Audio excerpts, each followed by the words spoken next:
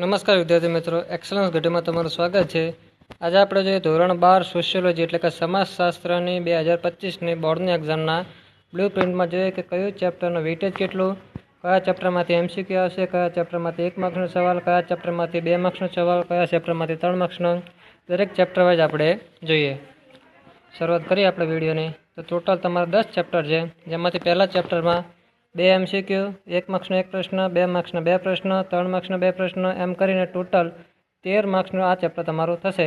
કૌંસમાં જે લખ્યા છે 4 ને 6 તેના માર્ક્સ છે। 2 ક્વેશ્ચન હોય તો 1ના 2 માર્ક્સ, તો 2ના 4 માર્ક્સ, 3 માર્ક્સના 2 ક્વેશ્ચન હોય તો 3 માર્ક્સના 6, એટલે કે કૌંસમાં જે છે એ તમારા માર્ક્સ લખેલા છે।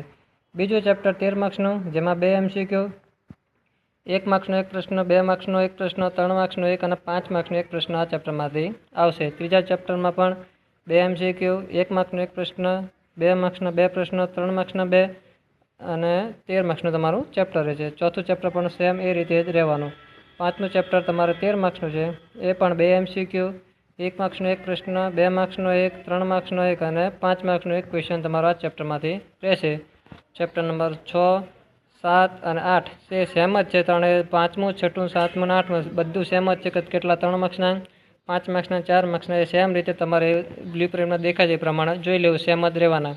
9મું ચેપ્ટર પણ 13 માર્ક્સનું, બધા ચેપ્ટર 13 માર્ક્સના છે, ખાલી એમસીક્યુ કોઈકમાં વધારે છે, કોઈકમાં ઓછું, કોઈકમાં 5 માર્ક્સનો સવાલ છે, કોઈકમાં નથી।